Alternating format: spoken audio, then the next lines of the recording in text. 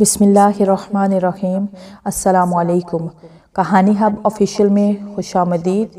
آج پھر دوستوں میں آپ کے لیے ایک بہت ہی اچھی اور سچی کہانی لے کر آئی ہوں۔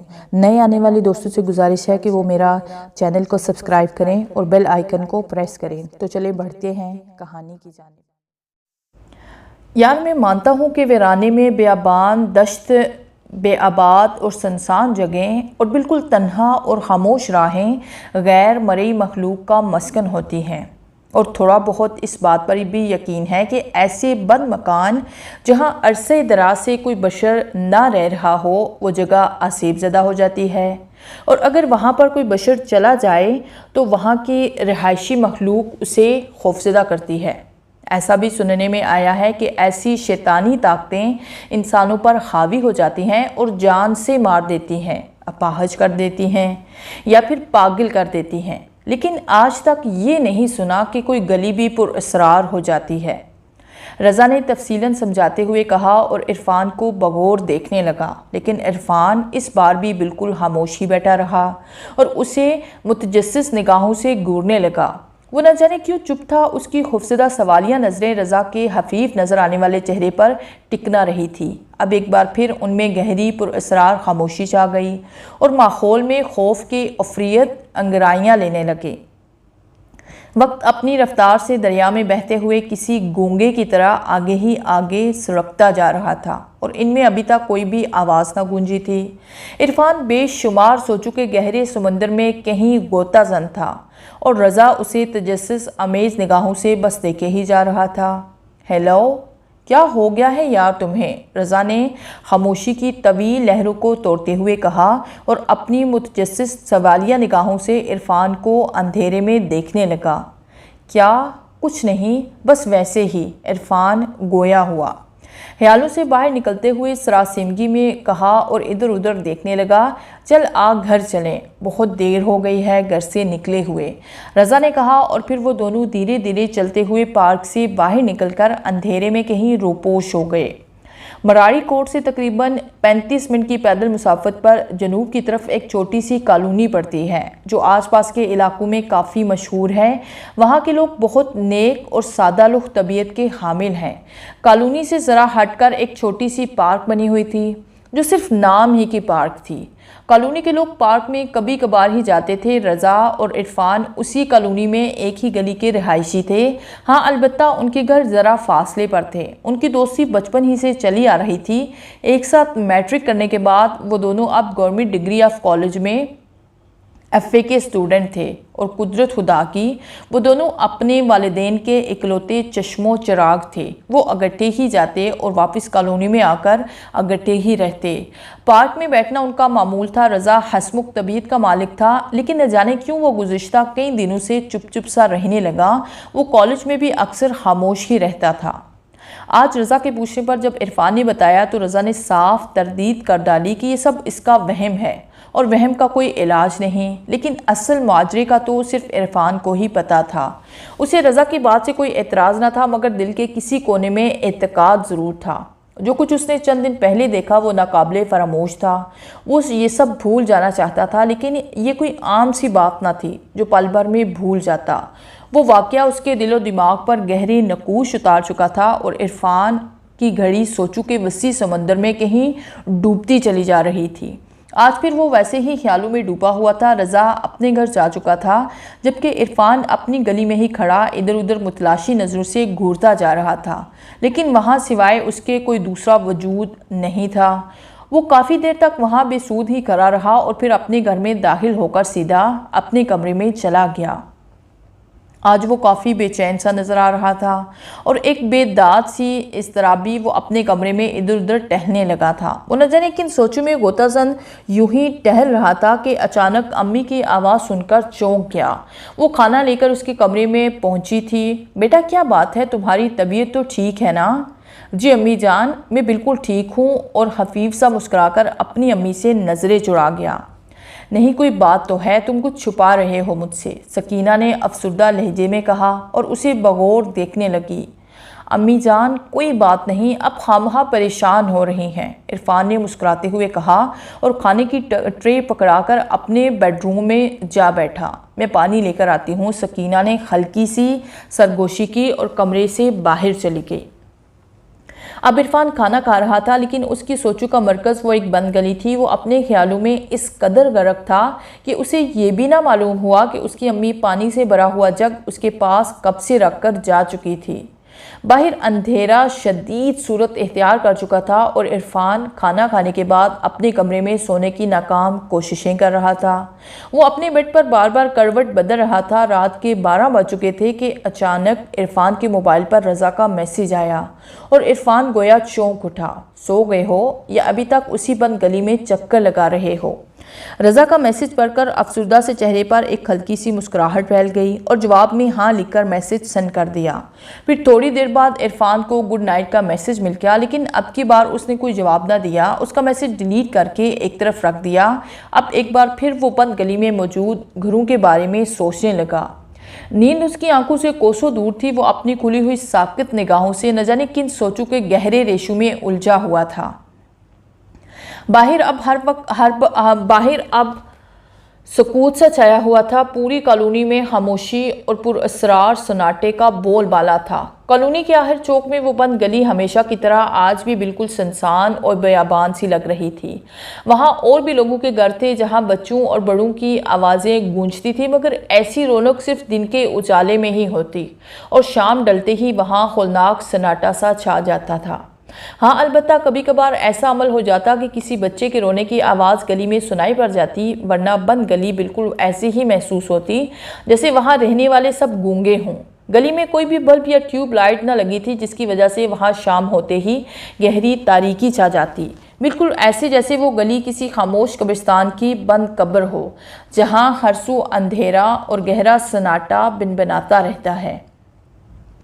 گلی کے دونوں اطراف کے گھروں کی تعداد ٹوٹل ملا کر 35 تھی۔ 12 فٹ چوڑی وہ گلی کافی لمبی تھی جو آگے سے بند تھی۔ گلی کی ڈاٹ پر موجود ایک اونچے سے مکان نے گلی کا راستہ آگے سے بند کر دیا تھا اور جہاں رات کو گٹاگٹ اندھیرا پھیلا ہوتا، چوک میں لگی ہوئی اکیلی ٹیوب لائٹ کی سفید روشنی وہاں تک جانے سے پہلے ہی اپنا دم توڑ دیتی اور پوری رات یہ سلسلہ چلتا رہتا۔ گلی کی ڈاٹ پر موجود اونچا سا مکان 12 فٹ کی چوڑائی پر پھیلا ہوا تھا۔ وہاں لوہے کا ایک چھوٹا سا گیٹ لگا ہوا تھا جو نہ جانے کتنے برسوں سے بند تھا۔ شاید یہی وجہ تھی کہ وہ بوسیدہ سا گیٹ جگہ جگہ سے زنگ آلود تھا، جس پر لگا ہوا تالا بھی اب مکمل طور پر زنگ آلود ہو چکا تھا۔ اندھیرے میں ڈوبے ہوئے اس بند مکان کے 400 پراسرار سناٹا پھیلا ہوا تھا۔ بازاروں کے بیچوں بیچ بنی ہوئی یہ بند گلی کالونی کی دوسری تمام گلیوں سے یکسر پراسرار سی معلوم ہو رہی تھی۔ جس چوک سے یہ گلی شروع ہوتی تھی وہاں پر گلی ہوئی ٹیوب لائٹ کی سفید روشنی میں قریب قریب کی دکانوں پر لگے ہوئے تالے واضح نظر آ رہے تھے۔ ہر طرف ایک بھیانک پراسرار سی کیفیت عیاں تھی۔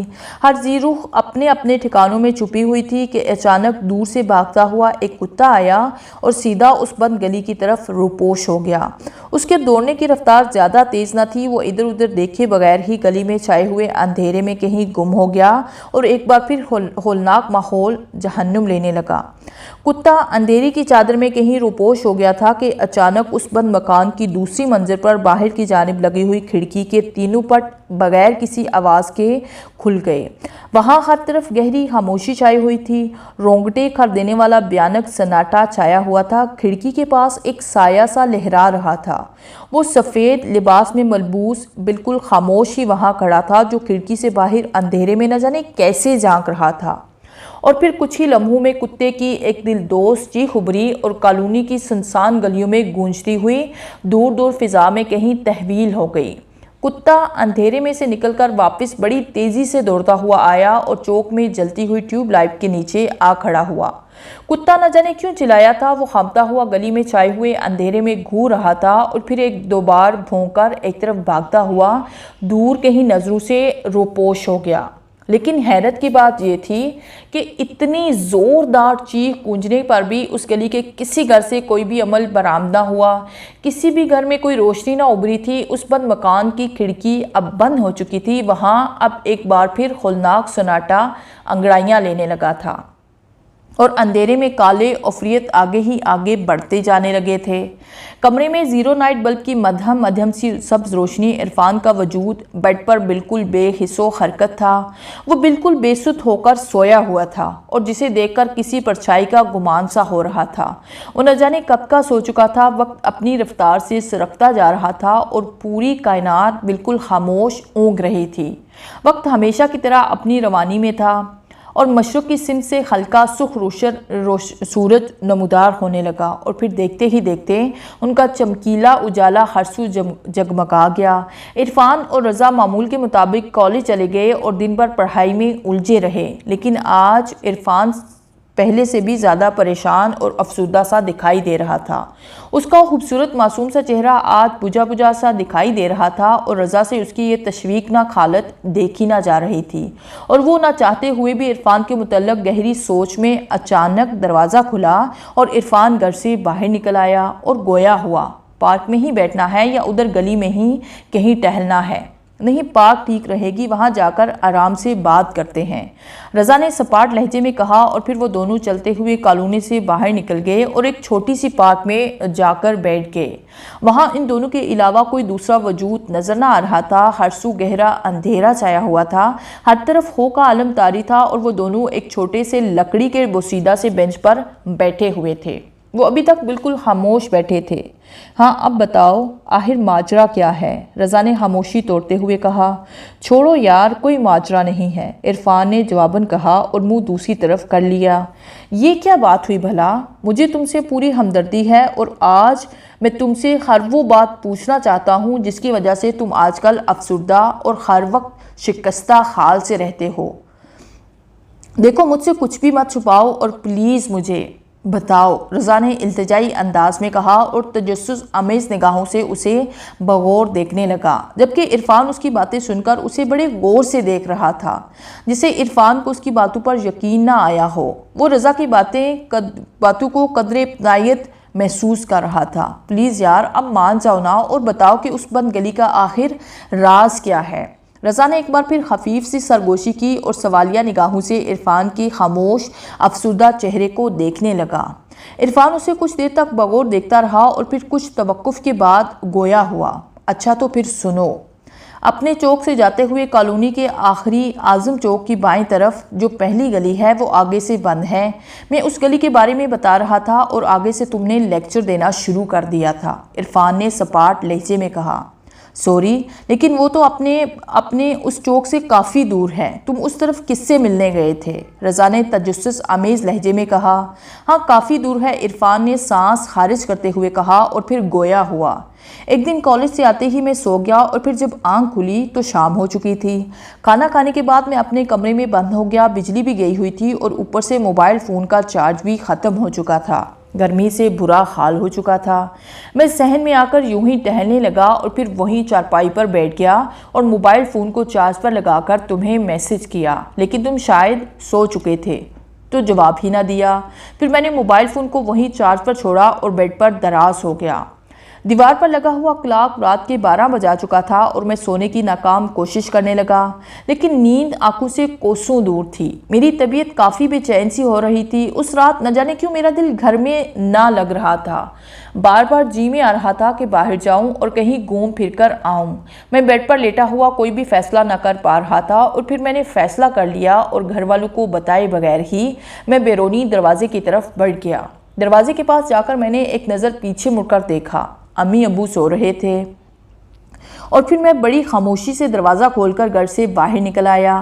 گلی میں ادھر ادھر نظریں دوڑائی، ہر طرف ویرانی سی پھیلی ہوئی تھی۔ میں سوچے سمجھے بغیر ہی اپنے چوک میں کھڑا ہوا اور پھر ایک طرف چل دیا۔ ہر طرف خاموشی کا راز چھایا ہوا تھا، آسمان پر چاند اور ستارے پورے جوبن میں چمک دمک رہے تھے۔ اس رات مجھے خاموشی بہت اچھی لگ رہی تھی، ماحول کافی خوشگوار اور پرسکون سا محسوس ہو رہا تھا۔ میرے اٹھتے ہوئے خفیف قدموں کا رخ اعظم چوک کی سمت تھا اور میں اس بات سے بے خبر، پتہ نہیں کن سوچوں میں الجھا ہوا بس چلتا ہی جا رہا تھا۔ میں اپنے ہوش و حواس سے بیگانہ ہو کر بس آگے ہی آگے بڑھتا جا رہا تھا کہ اچانک مجھے ایسے محسوس ہوا جیسے کوئی وجود بڑی تیزی سے میرے قریب سے گزرا ہو۔ میں اچانک لڑکھڑا سا گیا اور تیز دھڑکتے ہوئے دل کے ساتھ پیچھے مڑ کر دیکھا۔ وہ ایک آوارہ کتا تھا جو ہامتا ہوا میرے قریب سے گزر گیا۔ خدا کا شکر ہے کہ اس نے مجھے کاٹا نہیں تھا۔ میں کافی دور نکل آیا تھا۔ اب میں وہاں پر مزید رکنا نہیں چاہتا تھا اور پھر میں وہیں سے واپس پلٹ آیا۔ میں تیز تیز قدموں سے چلتا ہوا اب واپس گھر کی طرف آ رہا تھا۔ ابھی میں تھوڑا پیچھے ہی تھا کہ مجھے وہ آوارہ کتا اعظم چوک میں ایک ٹیوب لائٹ کے نیچے نظر آیا کہ مجھے وہی آوارہ کتا مجھے پھر دکھائی دیا۔ وہ ایک گلی کی طرف منہ کر کے بالکل ساکت ہی کھڑا تھا۔ میں اسے دیکھ کر گویا ڈر سا گیا تھا کہ اگر اس نے مجھے کاٹ لیا تو نئی مصیبت بن جائے گی۔ بس یہی سوچ کر میں بازار میں کھڑا ہو گیا اور اس کے ادھر ادھر جانے کا انتظار کرنے لگا۔ وہ کتا کافی دیر تک کھڑا رہا، اس گلی میں گھورتا رہا جیسے وہاں کچھ تلاش کر رہا ہو۔ مجھے اس پر غصہ بھی آ رہا تھا اور اس سے خوف بھی آ رہا تھا۔ مجھ سے وہاں مزید کھڑا نہ ہوا جا رہا تھا اور پھر آخر کار وہ کتا بازار میں آگے کی طرف دوڑ پڑا اور پھر میں آہستگی سے پیچھے پیچھے چل پڑا۔ میں چلتا ہوا اعظم چوک آ گیا۔ ٹیوب لائٹ کی روشنی میں خود کو میں عجیب سا محسوس کرنے لگا، جیسے میں کوئی پاگل ہوں جو رات کے اس وقت یوں تنہا ہی بازاروں میں آوارہ گردی کر رہا ہوں۔ میں چوک میں کھڑا جہاں تھوڑی دیر پہلے وہ آوارہ کتا گھورتا ہوا چلا گیا تھا۔ گلی کا منظر کافی حد تک پر اسرار سا معلوم ہو رہا تھا۔ چوک کی طرف سے گلی کا اندر والا حصہ تو ٹیوب کی روشنی سے روشن تھا، لیکن پھر اس سے آگے اندھیرا ہی اندھیرا تھا۔ میں چوک میں کھڑا ہو کر اس اندھیرے میں آگے دیکھنے کی ناکام سی کوشش کر رہا تھا۔ نہ جانے کیوں میرا دل بار بار کر رہا تھا کہ میں اس کالے سیاہ اندھیرے میں جا کر اس وجود کو دیکھوں جیسے تھوڑی دیر پہلے وہ کتا گھور رہا تھا۔ کتے کا خیال آتے ہی میری نگاہیں بے ساختہ اس طرف گھوم گئی جس طرف وہ کتا گیا تھا، لیکن بازار کی سیدھ میں مجھے دور دور تک کچھ بھی دکھائی نہ دیا، شاید اس لیے کہ بازار میں تحد نگاہ خولناک کالا اندھیرا چھایا ہوا تھا۔ ہر طرف سنسان خاموشی کا راز چھایا ہوا تھا اور میں وہاں بالکل تنہا ہی کھڑا تھا۔ رات کافی گہری ہو چکی تھی۔ اب ایک بار پھر میں اس گلی کے اندھیرے میں آنکھیں پھاڑ پھاڑ کر دیکھنے لگا۔ پھر اچانک مجھے نہ جانے کیا ہو گیا اور میرے قدم نہ چاہتے ہوئے بھی اس پھیلے ہوئے اندھیرے کی طرف بڑھ گئے۔ اندھیرے میں پہنچتے ہوئے جیسے میرے بوجھل قدم رک گئے۔ آگے تو جانے کا راستہ ہی نہیں تھا۔ گلی کی ڈاٹ پر ایک مکان تھا جو شدید گپ اندھیرے میں ڈوبا ہوا تھا۔ میں نے نادانستگی میں سر جھٹکا اور واپس چوک کی طرف پلٹا، فضول میں ہی ادھر گھس آیا۔ میرے دماغ میں سوچ نے اپنا سر ابھارا۔ میں تیز تیز چلتا ہوا چوک میں پہنچا تو مجھے یوں محسوس ہوا جیسے میرے پیچھے کوئی ٹکٹکی باندھے گھور رہا ہو۔ میں نے گھبراتے ہوئے فوراً پیچھے دیکھا تو دیکھا جیسے میرے اوسان ہی خطا ہو گئے ہوں۔ مجھے یکلخت کئی وہم و گمان کے جھٹکے لگنے لگے، میرے رونگٹے ہی کھڑے ہو گئے۔ خوف کی ایک طویل لہر میری ریڑھ کی ہڈی میں سرایت کر گئی۔ میرے سامنے اسی اندھیرے میں ایک خوبرو جان لڑکی کھڑی صاف اور واضح نظر آ رہی تھی۔ وہ سفید لباس میں ملبوس بالکل خاموش ہی کھڑی مجھے گھور رہی تھی۔ اس کے چہرے پر حیرت انگیز مایوسی لہرا رہی تھی اور آنکھوں سے بہتا ہوا پانی دل دوز تھا، اور پھر وہ دیکھتے ہی دیکھتے وہاں سے اچانک غائب ہو گئی۔ اس کے یوں غائب ہونے سے میں گویا لڑکھڑا کے رہ گیا۔ میں بے بس کھڑا وہاں کانپ رہا تھا۔ پھر اچانک میرے دل کے تاریک گوشے میں ایک خیال روشن ہوا کہ عرفان بھاگ یہاں سے، یہ کوئی بدروح ہے، اگر تم ادھر مزید رکے تو پتہ نہیں تمہارے ساتھ کیا سلوک کرے گی۔ اور پھر ادھر سے بھاگ کھڑا ہوا۔ میں بڑی تیزی سے بھاگ رہا تھا۔ مجھے ایسے محسوس ہو رہا تھا جیسے وہ بھی کسی آدم ہور کی طرح میرے پیچھے بھاگ رہی ہے۔ میری سانس پھول چکی تھی، دل دھڑک دھڑک کر ہار چکا تھا۔ شکر خدا کا میں اپنی گلی میں آن کھڑا ہوا تھا اور اب اپنی سانسیں نارمل کرنے لگا تھا، مگر میری نگاہیں ابھی بھی اسے اپنے آس پاس کہیں محسوس کر رہی تھی، لیکن وہ مجھے کہیں بھی دوبارہ نظر نہ آئی۔ میں خوف سے نڈال ہو رہا تھا اور پھر اسی کشمکش میں گھر میں داخل ہو گیا۔ میرا دل ابھی بھی دھک دھک کر رہا تھا۔ میں سیدھا اپنے کمرے میں جا گھسا اور بیڈ پر دراز ہو گیا۔ مجھے اب اندھیرے سے خوف آنے لگا تھا۔ اس رات میں نے کمرے کی لائٹ بھی آف نہ کی تھی اور ساری رات نہ چاہتے ہوئے بھی اس واقعے کے بارے میں سوچتا رہا۔ میں جتنا چاہتا کہ اس بارے میں نہ سوچوں اتنا ہی مجھے اس واقعے کا خیال آتا اور میری سوچوں کے زاویے وسیع و عریض ہوتے جاتے۔ بس اسی دن سے لے کر آج تک میری سوچوں کا مرکز وہی بند گلی ہے۔ میں کالج سے واپس آ کر ہر روز اسی چوک بند گلی میں جاتا ہوں اور میں دیکھتا ہوں کہ اس گلی میں وہ آخری مکان بند ہی رہتا ہے۔ اس مکان کے گیٹ کو تالا لگا ہوا ہے اور اس بارے میں مجھے پتا چلا ہے کہ وہ مکان گزشتہ کئی سالوں سے ایسے ہی بند پڑا ہے۔ رضا اپنے دوست سے یہ سب کچھ سن کر بالکل پتھرا سا گیا اور پھر وہ کسی گہری سوچ میں کہیں غوطہ زن ہو گیا۔ ان دونوں میں اب گہری خاموشی چھا گئی تھی اور وہ اب سے اور بھی زیادہ سراسیمہ سا نظر آ رہا تھا۔ اسے ایک ایک لفظ سچا لگا اور رضا اس سچ میں چھپے ہوئے راز کو جاننا چاہتا تھا۔ آج اس گلی میں جانے کا ارادہ ہے، رضا نے خاموشی کو توڑتے ہوئے کہا۔ یہ سن کر عرفان تجسس امیز نگاہوں سے رضا کو دیکھنے لگا، جبکہ رضا اسے سوالیہ نظروں سے دیکھے جا رہا تھا۔ تم جیسے بہتر سمجھو۔ عرفان نے سپاٹ لہجے میں سرگوشی کی، تو آج رات ٹھیک 12 بجے گھر سے باہر نکل آنا، میں تمہیں باہر گلی میں ہی ملوں گا۔ رضا نے جواباً کہا اور پھر گویا ہوا، چل آ گھر چلیں، اور پھر وہ دونوں پارک سے نکل کر اپنے گھروں میں چلے گئے۔ رات اپنے تاریک پروں کو وسیع کر چکی تھی، اندھیرے کے عفریت چار سو پھیل چکے تھے، ماحول پر خاموشی اور گہرا سناٹا سا چھا چکا تھا۔ پوری کالونی میں ایک گمنام سی وحشت چھائی ہوئی تھی۔ وقت تیزی سے بدلتا رہا اور رات مزید گہری اور سیاہ ہوتی گئی۔ رات کے 12 بجنے میں ابھی تھوڑا وقت باقی تھا۔ عرفان آج کافی بے چین سا لگ رہا تھا۔ وہ اپنے کمرے میں چلا گیا۔ مسلسل وہ کلاک کو گھور رہا تھا، جس کی سوئیاں دھیرے دھیرے 12 بجانے کی تگودو کر رہی تھی۔ اس کے گھر والے نہ جانے کب کے سو چکے تھے۔ باہر آج ہوا بڑی خفکی میں چل رہی تھی۔ آسمان چاند اور تاروں سے سجا ہوا تھا۔ گلی میں چاندنی کی مدھم مدھم سی گرتی ہوئی لو بڑی دلکش لگ رہی تھی۔ ہر طرف خاموشی کا دور دورہ تھا کہ اچانک گلی میں ایک گھر کا دروازہ ہلکی سی چرچراہٹ سے کھلا اور ایک مدھم سایہ دکھائی دینے لگا۔ ہیولا گلی میں بڑی تیزی سے چلتا ہوا ایک طرف بڑھنے لگا۔ وہ بالکل کسی سائے کی طرح معلوم ہو رہا تھا۔ وہ بالکل خاموش اور آہستہ آہستہ چلتا ہوا گلی میں ایک گھر کے پاس جا کر کھڑا ہوا۔ وہ رضا تھا، جو وعدے کے مطابق ٹھیک 12 بجے گلی میں کھڑا اب عرفان کا انتظار کر رہا تھا۔ میں تمہارے گھر کے باہر کھڑا ہوں، موقع پا کر باہر آ جاؤ۔ رضا نے عرفان کو میسج کیا اور پھر چند ساتوں میں عرفان کا دروازہ بڑی آہستگی سے کھلا اور وہ باہر نکل آیا۔ اسے باہر آتے ہوئے دیکھ کر رضا کے چہرے پر ایک ہلکی سی خوشگوار مسکراہٹ بکھرتی چلی گئی۔ کسی نے دیکھا تو نہیں؟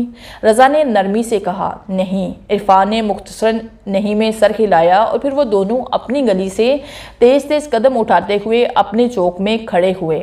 وہ ارد گرد بڑے غور سے دیکھ رہے تھے کہ کہیں انہیں گھروں سے کسی نے دیکھا تو نہیں۔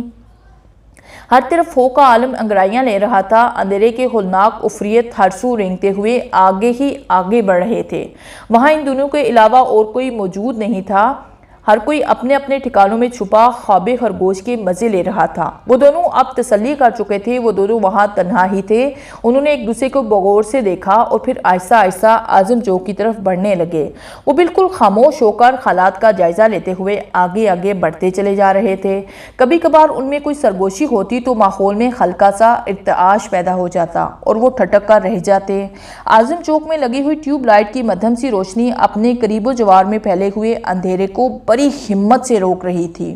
دور سے آتے ہوئے دو مدھم نظر آنے والے خیلے اس سنسان بازار میں بڑے پر اسرار سے معلوم ہو رہے تھے۔ ان کے قدموں کی خفیف چاپ پر جب کبھی کبھار کوئی کتا کسی گلی میں بھونکتا تو دل دہلا دینے والا خوف لو لو کھلا کر رکھ دیتا اور وہ بھی اور زیادہ محتاط ہو کر چلنے لگتے۔ وہ اپنے قدموں کو پھونک پھونک کر رکھتے ہوئے آگے ہی آگے بڑھتے جا رہے تھے۔ اچھا سنو، چابی کے بغیر تالا کیسے کھولا جا سکتا ہے؟ رضا نے سرگوشی کی اور عرفان کو اندھیرے میں بغور دیکھنے لگا۔ کیا تمہارا کہنے کا مطلب کہ ہم تالا کھول کر اس مکان کے اندر جائیں گے؟ عرفان نے خوفزدہ ہو کر پوچھا۔ ہاں، ہم اس مکان کے اندر جائیں گے، ورنہ ایسے کیسے کسی راہ سے پردہ اٹھایا جا سکتا ہے؟ رضا نے جواباً بازار میں پھیلے ہوئے خفیف اندھیرے میں متلاشی نظریں گھمانے ہوئے دیکھا۔ لیکن تمہیں کیا پتا کہ وہاں جو کچھ بھی ہے وہ اس مکان میں ہے؟ عرفان نے سراسیمگی سے کہا۔ تو تمہیں کیا لگتا ہے وہاں پر جو کوئی بھی راز ہے وہ صرف اس بند گلی تک ہی محدود ہے؟ وہاں جو کچھ بھی ہے، جو کوئی بھی ہے، اس بند مکان میں ہے۔ وہ بند گلی تو ایک رستہ ہے وہاں تک پہنچنے کا، اور ہم اس مکان میں ضرور جائیں گے۔ रज़ा ने सपाट से लहजे में कहा। आगे तुम्हारी मर्जी, तुम जैसे बेहतर समझो। रज़ा एक बार फिर गोया हुआ। लेकिन हम ताला कैसे खोलेंगे? अगर तोड़ना चाहें तो किससे तोड़ेंगे? हम तो खाली हाथ हैं। और फ़र्ज़ करो अगर किसी भी तरीके से ताला तोड़ना भी चाहा तो रात के सन्नाटे में शोर दूर दूर तक सुनाई देगा। अगर कोई वहां आ गया तो हमें चोर समझकर पुलिस के हवाले कर देगा। इरफान ने खफकी से कहा, तुम इसकी फिक्र ना करो, मेरे पास लोहे की तार है जिससे कोई भी ताला आसानी से खोला जा सकता है, और एक टार्च भी है जो वहाँ अंधेरे में हमारे काम आएगी। रज़ा ने अपनी पैंट की साइड फ्रंट पॉकेट के हाथ में टटोलते हुए कहा। यह सुनकर इरफान को हैरान भी हुई और एक मुकर्रर हद तक खुशी भी। तो इसका मतलब है तुम मुकम्मल रिस्क लेने का फैसला कर चुके हो। इरफान ने हल्की सी सरगोशी की। हाँ, सिर्फ तुम्हारी खातिर और सिर्फ तुम्हारे लिए, चाहे कुछ भी हो जाए, रज़ा ने मुख्तसरन कहा और अपने अपने साथ चलते हुए इरफान को गौर से देखने लगा। अब एक बार फिर उन दोनों में खामोशी की लहर दौड़ गई और एक तवील सकूत सा छा गया। इरफान को अपने दोस्त पर फहर सा होने लगा। उसका इंतखाब कतई गलत न था। उसने वाकई किसी बहादुर लड़के से दोस्ती की थी और ये दोस्ती लाजवाल थी जो बचपन से चलती आ रही थी। वो दोनों बड़ी एहतियात से चलते जा रहे थे। अब उनके कदम एक रफ्तार में बढ़ रहे थे। आजम चौक का फासला अब चंद कदमों की मुसाफत पर मुहित था। अभी अभी वो चौक से ज़रा पीछे ही थे। अचानक वही कुत्ता बाजार से दौड़ता हुआ आया और उस बंद गली की तरफ मुड़ने लगा। वो दोनों कुत्ते की इस यकदम आमद से काफ़ी हैरान हो रहे थे। चौक में बाएं हाथ पर एक दुकान थी जहां ईंटों से एक ऊँट सी बनाई हुई थी, जिससे ये साफ वाजे था कि वो चाय की दुकान है। वो दोनों उस दुकान की ऊँट में जा छुपे और दोनों छुप छुप कर उस बंद गली में झांकने लगे। चौक से गली का पहला हिस्सा तो ट्यूब लाइट की मध्यम सी रोशनी से थोड़ा बहुत नजर आ रहा था, लेकिन उससे आगे गुप्त अंधेरा था और जहां आंखों की बिनाई खो जाती। ये वही कुत्ता है जो उस रात मेरे करीब से दौड़ता हुआ गुजर गया था। इरफान ने हल्की सी सरगोशी की और फिर वो बिल्कुल साकित होकर एक तरफ खड़ा हो गया। पूरी गली इसी उजड़े कब्रिस्तान की तरह सुनसान थी। वो अंधेरे में डूबी हुई बिल्कुल किसी बंदगार की तरह मालूम हो रही थी, जहां सिवाय काली स्याह दहशतनाक तारीकी के और कुछ भी नजर नहीं आ रहा था। वो आवारा कुत्ता उसी अंधेरे में कहीं रोपोश हुआ था जो अभी तक वापस नहीं आया था।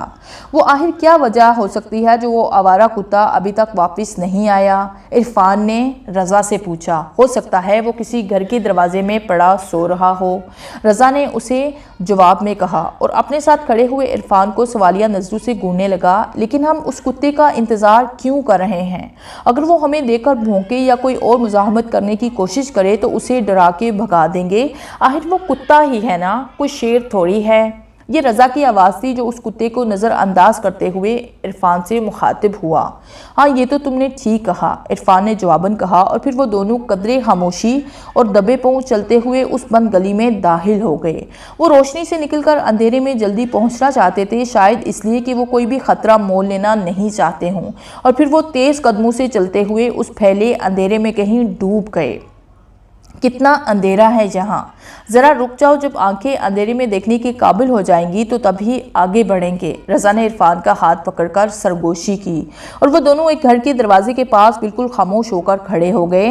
वो अंधेरे में आंखें फाड़ फाड़ कर वहाँ छुपे हुए उस कुत्ते को मुतलाशी नज़रों से तलाश कर रहे थे ताकि वो इनके काम में कोई खलल न डाल सके। और वो दोनों बिल्कुल जामा नज़र होकर वहाँ खड़े थे कि अचानक वहाँ अंधेरे में एक अजीब सी सरसराहट सी उभरने लगी, जैसे कोई लिफाफे को हाथ में डालकर जानबूझकर मरोड़ रहा हो। ये अजीब सी पुरअसरार सरसराहट अंधेरे में काफ़ी दहशतनाक लग रही थी। वो दोनों ठटक कर रह गए और इस सरसराहट का नजरी ताकुब करने लगे, लेकिन उन्हें सिवाय गटक-टूप अंधेरे के और कुछ भी नजर न आया। वो काफ़ी खौफजदा हो रहे थे। वो दोनों आसपास खड़े अपनी अपनी सोचों में कहीं गुम थे। अचानक अंधेरे में कुत्ते की एक तेज चीख गली में दूर दूर तक फिजा में कहीं तहवील होने लगी। कुत्ते की उस जोरदार चिंगार से वो सरता पांव कांप उठे। वो इस होने वाले अचानक वाक़े से कतई बेखबर थे, लेकिन साबित कदम होकर वहीं अपनी जगह पर खड़े रहे। कुत्ता दिलशगाफ दहता हुआ गली से निकलकर वापस चौक में ट्यूब लाइट के नीचे जा खड़ा हुआ। वो बड़ी शिद्दत से हाँप रहा था और बदस्तूर वहां खड़ा होकर गली में फैले हुए अंधेरे में किसी अनदेखे वजूद को तलाश करने लगा। कुत्ते की इस तेज सिंगार पे بالکل صاف آیا تھا کہ اسے کسی نے بڑی بے دردی سے مارا تھا، لیکن اس مارنے والے کا وجود ابھی تک اندھیرے میں کہیں پوشیدہ تھا۔ رضا اور عرفان اندھیرے میں اس نار ساز وجود کو متلاشی نظروں سے تلاش کر رہے تھے، لیکن انہیں وہاں کچھ بھی نظر نہ آیا۔ وہ کتا کافی دیر تک ٹیوب لائٹ کے نیچے کھڑا گلی میں چھائے ہوئے کالے اندھیرے کی طرف گھورتا رہا اور پھر اچانک ہی بھونکتا ہوا ایک طرف دوڑتا ہوا فوراً نظروں سے اوجھل ہو گیا۔ رات شدید گہری اور تاریک ہو چکی تھی۔ ہلکی ہلکی چلتی ہوئی ہوا سے آج موسم کافی خوشگوار تھا، لیکن پر اسراریت میں ڈوبا ہوا بھیانک اور دہشت ناک کافی دیر تک اندھیرے میں رہنے سے اب انہیں کچھ بھی وہاں دکھائی نہیں دے رہا تھا۔ رضا نے عرفان کا ہاتھ پکڑ کر دبایا اور اسے آگے بڑھنے کا اشارہ کیا اور پھر وہ دونوں اس بد مکان کے بالکل سامنے جا کھڑے ہوئے۔ رضا نے ایک بار پھر ادھر ادھر دیکھ کر حالات کا جائزہ لیا اور پھر ہر طرف سے بے نیاز ہو کر اپنی جیب سے لوہے کی باریک سی تار کا ایک ہاتھ لمبا ٹکڑا نکال کر دروازے سے جھک گیا، جبکہ عرفان اپنے 400 متلاشی نگاہوں سے بغور گھور رہا تھا جیسے کسی کو ڈھونڈ رہا ہو، لیکن اس گپ اندھیرے میں اسے کچھ بھی نظر نہ آیا۔ اچانک بجلی چلی گئی اور ہر طرف ہڑپ کر جانے والا وحشت ناک اندھیرا چھا گیا۔ پوری کالونی میں قبرستان جیسا ہولناک اور بھیانک سناٹا بنبنانے لگا۔ ہر طرف گہری خاموشی چھا گئی۔ کالونی میں کہیں دور جب کوئی کتا بھونکتا تو دہشت ناک خاموشی کا زور ٹوٹ کر دلوں میں خوف سرایت کر جاتا۔ ماحول میں خوف و ہراس کا زور ٹوٹ کر دلوں میں خوف سرایت کر جاتا۔ ماحول میں خوف و ہراس بڑھتا جا رہا تھا۔ رضا کافی دیر سے اس بند مکان کے تالے کو کھولنے کی ناکام سی کوشش کر رہا تھا، جس سے ہلکی ہلکی سی سرسراہٹ گونجتی ہوئی پوری گلی میں خوف پھیلا رہی تھی۔ پھر اچانک وہ سرسراہٹ بند ہو گئی اور رضا اپنے پاس کھڑے عرفان کو اندھیرے میں گھورنے لگا۔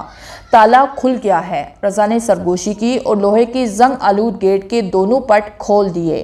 ایک عجیب سی چرچراہٹ اندھیرے میں گونجتی ہوئی کہیں معدوم ہو گئی اور وہ دونوں گھر میں داخل ہو گئے۔ دروازہ کھلتے ہی سامنے اوپر کو جاتی ہوئی سیڑھیاں کافی طویل تھی۔ وہ اندر داخل ہوتے ہی دروازہ پھر سے بند کر چکے تھے۔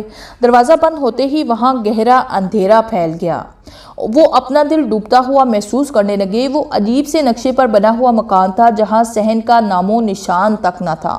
وہ خوف سے کانپ اٹھے تھے۔ انہیں یوں محسوس ہو رہا تھا جیسے وہ زندہ ہی کسی اندھیری قبر میں قید کر دیے گئے ہوں۔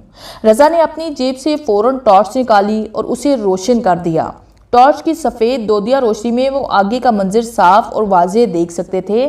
ان کے سامنے سیمنٹ کی بنی ہوئی ایک لمبی سی سیڑھی تھی جس پر جگہ جگہ گرد و غبار اور مکڑی کے بے سود جالے گچھو کی مانند لٹک رہے تھے۔ ایسے محسوس ہو رہا تھا جیسے کئی برسوں سے وہاں کوئی بشر نہ رہ رہا ہو۔ ایک قیامت خیز دل دہلا دینے والی خاموشی دلوں کو تیز تیز دھڑکا رہی تھی۔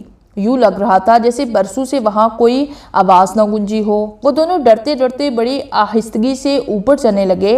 ان کے دل بڑی تیزی سے دھڑک رہے تھے۔ خوف ان پر اپنی دہشت پھیلا چکا تھا، لیکن ایک دوسرے کا ساتھ ان کی ہمت باندھے ہوئے تھا اور وہ حوصلہ کرتے ہوئے اوپر پہنچ گئے۔ وہ ایک چھوٹا سا ہال تھا جس کی چھت پر ہزاروں مکڑیوں کے بے ترتیب جالے سانپوں کی طرح لٹک رہے تھے۔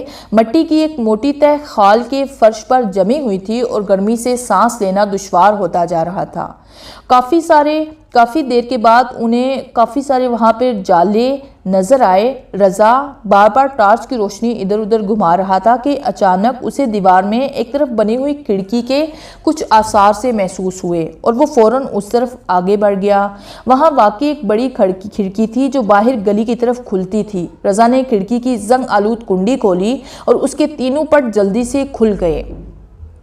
کھڑکی کھلتے ہی ٹھنڈی ہوا کا ایک تازہ جھونکا ان سے ٹکرایا اور انہیں سانس لینے میں آسانی ہو گئی، ورنہ اس شدید خبت میں وہ مزید رک نہیں سکتے تھے۔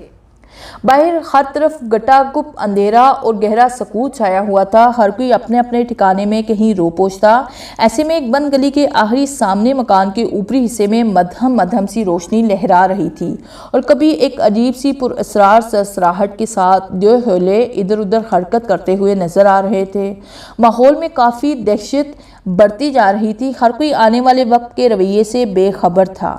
وہ حال میں ادھر ادھر لڑکھڑاتے ہوئے قدموں سے چلتے ہوئے کافی پر اسرار سے لگ رہے تھے۔ وہ حال کو متلاشی نظروں سے دیکھ رہے تھے، جیسے کسی نہ جانے اور اندیکھے وجود کی تلاش میں ہوں۔ اچانک رضا ٹارچ کی روشنی دیوار پر ایک طرف جامد سی کر دی اور وہ دونوں بڑے غور سے اس طرف دیکھنے لگے۔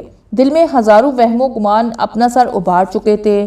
دہشت کا کالا عفریت ان پر پوری طرح حاوی ہو چکا تھا۔ شاید کسی کمرے کا دروازہ ہے، ضرور اس کے پیچھے کوئی کمرہ ہوگا۔ عرفان نے سرگوشی کی اور خاموشی کی طویل لہروں کو چند لمحوں کے لیے توڑ دیا۔ رضا نے ہاں میں سر ہلایا اور اس مدھم سے آثار کی طرف قدم بڑھا دیے، جبکہ عرفان اس کے بالکل ہمراہ چل رہا تھا۔ وہ واقعی ایک دروازہ تھا اور حیرت کی بات یہ ہے کہ دروازہ بغیر کنڈی کے ہی بند کیا ہوا تھا۔ وہ دونوں متجسس نگاہوں سے ایک دوسرے کو دیکھنے لگے اور پھر چند ثانیے یوں ہی خاموش گزر گئے۔ اب کہ عرفان آگے بڑھا اور دروازے کو کھولنا چاہا، ہاتھ لگتے ہی وہ دروازہ ایک خفیف سی چرچراہٹ سے کھل گیا اور وہ دروازے میں لٹکتے ہوئے جالوں کو ہٹاتے ہوئے اندر داخل ہو گئے۔ وہ کافی بڑا کمرہ تھا، جہاں باہر خال کی نسبت جالے اور گرد آلود مٹی قدرے کم تھی، اور یہ بات ایک معمہ تھی کہ کمرے میں ہر طرف ایک بوسیدہ لکڑی کا فرنیچر بالکل ٹوٹ پھوٹ چکا تھا اور بڑی بے ترتیبی سے بکھرا ہوا تھا، گویا کہ یہ کمرہ کسی کباڑ خانے کا کمرہ ہو۔ رضا ٹارچ کی مدد سے پورے کمرے کا اچھی طرح جائزہ لے رہا تھا۔ اس کی متجسس نظریں ٹارچ کی روشنی کے ساتھ ساتھ پورے کمرے میں گردش کر رہی تھی۔ عرفان یہ سب کچھ دیکھ کر حیرت کا مجسمہ بن گیا۔ وہ اپنی آنکھیں پھاڑ پھاڑ کر کمرے کی شکستہ حالی کا معائنہ کر رہا تھا۔ کمرے میں ضروریات کا تمام سامان موجود تھا، مگر بے ترتیب اور مٹی سے آلودہ ہوا تھا۔ رضا کمرے میں چلتے ہوئے ایک طرف بڑھ گیا۔ ابھی وہ آگے بڑھا ہی تھا کہ اچانک وہیں کھڑا ہو گیا۔ اسے یوں محسوس ہو رہا تھا کہ جیسے باہر ہال میں کوئی انہیں چھپ کر دیکھ رہا ہو۔ رضا ٹارچ کی روشنی باہر ہال کی طرف گھمانے لگا، لیکن باہر اسے سوائے لٹکے ہوئے جالوں کے کچھ بھی نظر نہ آیا۔ وہ ایک پل کے لیے لڑکھڑا گیا تھا۔ اسے ابھی بھی شک تھا جیسے باہر کوئی ضرور ہے جو انہیں خلفڑ دیکھ رہا تھا۔ اس کے دماغ میں بے شمار خیالات جنم لے رہے تھے۔ اس کا دل نہ چاہتے ہوئے بھی تیز تیز دھڑکنے لگا تھا، وجود کانپنے لگا تھا، اس کا لو دہل چکا تھا۔ ہاتھ میں پکڑی ٹارچ بس ایک جگہ پر جامد تھی اور وہ تھر تھرانے لگا تھا اور دل کر رہا تھا کہ آنکھ جھپکتے ہی وہ یہاں سے بھاگ جائے۔ کیا ہوا عرفان؟ اسے یوں مبہوت دیکھ کر سرگوشی کی اور موبائل فون کی مدھم سی لو کمرے میں چار سو بکھیرنے لگی۔ مجھے محسوس ہوا جیسے کوئی ہمیں گھور رہا ہو، رضا نے درکتے ہوئے دل سے بمشکل کہا۔ اس کی آواز میں آج پہلی بار کپکپاہٹ تھر تھرا رہی تھی۔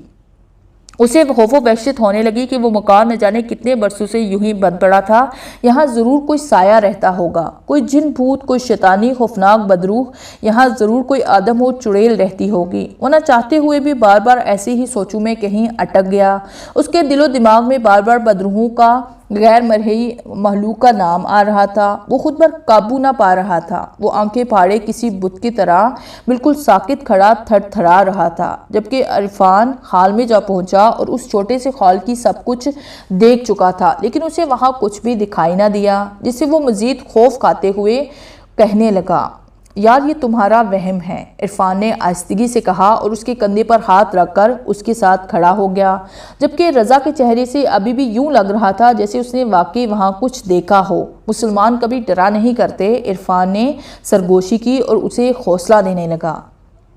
عرفان کے موبائل فون پر رات کے 3 بج چکے تھے۔ وہ ٹائم دیکھ کر گویا لڑکھڑا سا گیا۔ ارے یار بہت ٹائم ہو گیا ہے، اگر گھر والے اٹھ گئے تو آج ہم پھنس جائیں گے۔ عرفان نے موبائل فون کو بغور سے دیکھتے ہوئے کہا۔ چل اب بس چلتے ہیں، عرفان نے کہا اور اس کا ہاتھ پکڑ کر کمرے سے باہر نکل آیا۔ باہر ہر طرف قیامت خیز اندھیرا چھایا ہوا تھا۔ بجلی ابھی تک نہ آئی تھی، ورنہ کالونی میں اس قدر اندھیرا نہ پھیلا ہوتا۔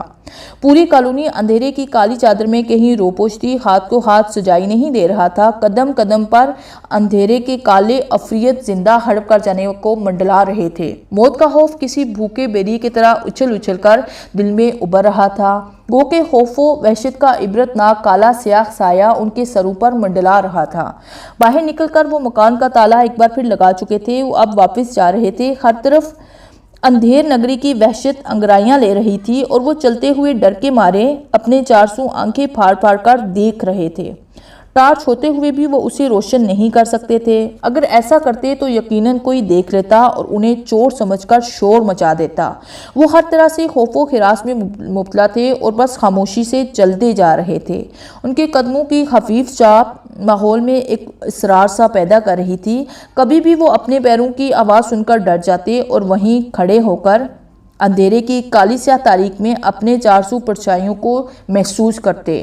راہ چلتے ہوئے وہ بار بار کتے اور خوف و ہراس سے آنکھیں پھاڑ کر ادھر ادھر متلاشی نظر سے گھورنے لگ جاتے، لیکن ایک دوسرے کے ساتھ ان میں ہمت و حوصلہ سا باندھ رکھا تھا اور وہ ابھی تک چلتے جا رہے تھے۔